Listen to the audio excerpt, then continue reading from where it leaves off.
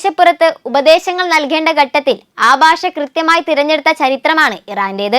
നൽകേണ്ട സമയത്ത് കടുത്ത മുന്നറിയിപ്പുകളും ജാഗ്രതാ നിർദ്ദേശങ്ങളും സമാനമായ രീതിയിൽ തന്നെ കാണിച്ച് ഒരു പരിധിവരെ അന്താരാഷ്ട്ര മര്യാദകൾ പൂർണ്ണമായി പാലിച്ച രാജ്യം തന്നെയാണ് ഇസ്ലാമിക് റിപ്പബ്ലിക് ഓഫ് ഇറാൻ. എന്നാൽ വൻ ശക്തി എന്ന അഹങ്കാരത്തിൽ അതൊന്നും തന്നെ ഡൊണാൾഡ് ട്രംപ് എന്ന അമേരിക്കൻ പ്രസിഡന്റിന്റെ തലയിൽ കയറിയില്ല.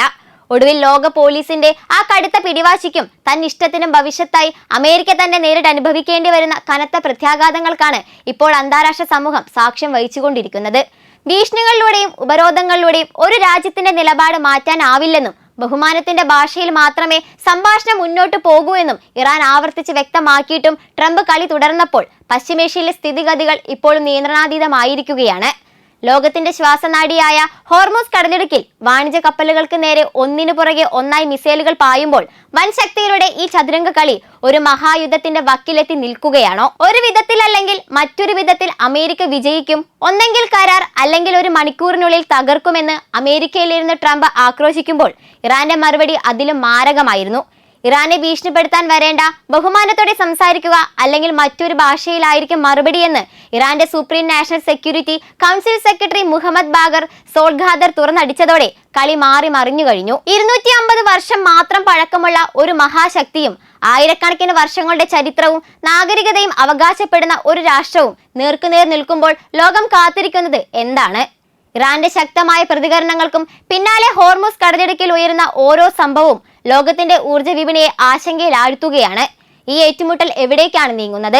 ഹോർമൂസ് കടലിടുക്കിൽ കഴിഞ്ഞ ദിവസങ്ങളിൽ നടന്നതായി റിപ്പോർട്ട് ചെയ്യപ്പെടുന്ന സംഭവങ്ങൾ അന്താരാഷ്ട്ര സമൂഹത്തിന്റെ ആശങ്ക വർദ്ധിപ്പിച്ചിരിക്കുകയാണ്. അമേരിക്കൻ മാധ്യമമായ ആക്സിയോസിന്റെ റിപ്പോർട്ട് പ്രകാരം ഹോർമൂസ് കടലിടുക്കിലൂടെ സഞ്ചരിച്ചിരുന്ന വാണിജ്യ കപ്പലുകൾക്ക് നേരെ ഇറാന്റെ IRGC കുറഞ്ഞത് 2 മിസൈലുകളെങ്കിലും പ്രയോഗിച്ചതായി ഒരു അമേരിക്കൻ ഉദ്യോഗസ്ഥൻ ആരോപിച്ചു. 2 കപ്പലുകൾക്ക് കേടുപാടുകൾ സംഭവിച്ചെങ്കിലും ആളപായമില്ലെന്നാണ് റിപ്പോർട്ട്. ഈ ആരോപണത്തിൽ ഇറാൻ ഔദ്യോഗികമായി ഉത്തരവാദിത്തം ഏറ്റെടുത്തിട്ടില്ല. ഈ സംഭവം കൂടുതൽ ശ്രദ്ധേയമാകുന്നത് ഹോർമൂസ് കടലിടുക്കിലെ ആക്രമണങ്ങൾ അവസാനിപ്പിക്കുന്നതിനായി അമേരിക്കയും ഇറാനും ഖത്തറിന്റെ മധ്യസ്ഥതയിൽ അടുത്തിടെ ധാരണയിലെത്തിയെന്ന റിപ്പോർട്ടുകൾ പുറത്തു വന്നതിന് പിന്നാലെയാണെന്നാണ്. ആ ധാരണ നിലവിലുണ്ടായിരുന്നുവെന്ന റിപ്പോർട്ടുകൾക്കിടയിലാണ് വീണ്ടും ആക്രമണ ആരോപണങ്ങൾ ഉയരുന്നത്.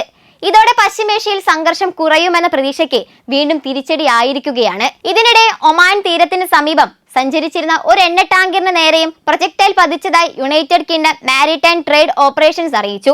കപ്പലിൽ തീപിടുത്തമുണ്ടായെങ്കിലും പരിസ്ഥിതിക്ക് കാര്യമായ ആഘാതമില്ലെന്നും അന്വേഷണം പുരോഗമിക്കുകയാണെന്നും ബ്രിട്ടീഷ് സൈന്യം വ്യക്തമാക്കി. ആക്രമണത്തിന്റെ ഉത്തരവാദിത്തം ഇതുവരെ ആരും ഏറ്റെടുത്തിട്ടില്ല.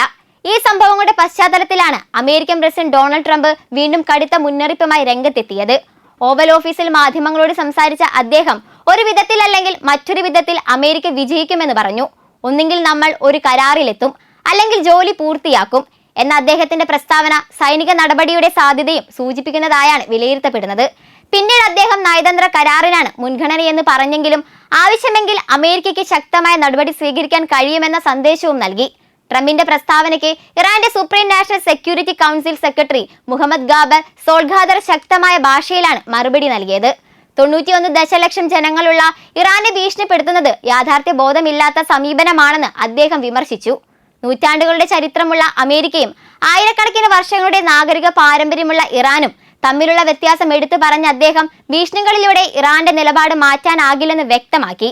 ഇറാനിയൻ ജനതയോട് ബഹുമാനത്തോടെ സംസാരിക്കുക, അല്ലെങ്കിൽ തങ്ങൾ മറ്റൊരു ഭാഷയിൽ പ്രതികരിക്കും എന്ന അദ്ദേഹത്തിന്റെ മുന്നറിയിപ്പ് അന്താരാഷ്ട്ര ശ്രദ്ധ നേടിയിരുന്നു. വിദേശ ശക്തികളുടെ സമ്മർദ്ദങ്ങൾക്ക് മുന്നിൽ ഇറാൻ മുട്ടുമടക്കില്ലെന്നും ദേശീയ പരമാധികാരവും സുരക്ഷയും സംരക്ഷിക്കുന്നതിൽ വിട്ടുവീഴ്ചയില്ലെന്നും അദ്ദേഹം ആവർത്തിച്ചു. ഹോർമൂസ് കടലിടുക്ക് ലോകത്തിലെ ഏറ്റവും പ്രധാനപ്പെട്ട സമുദ്ര വ്യാപാര പാതകളിൽ ഒന്നാണ്. ആഗോള എണ്ണയും ദ്രവീകൃത പ്രകൃതിവാതവും വലിയ അളവിൽ ഈ പാതയിലൂടെയാണ് കടന്നു പോകുന്നത്. അതിനാൽ അവിടെയുള്ള ഓരോ സുരക്ഷാ പ്രതിസന്ധിയും എണ്ണവിലയും ആഗോള ചരക്ക് ഗതാഗതത്തെയും സാമ്പത്തിക സ്ഥിരതയും നേരിട്ട് ബാധിക്കാനുള്ള ശേഷിയുള്ളതാണ്.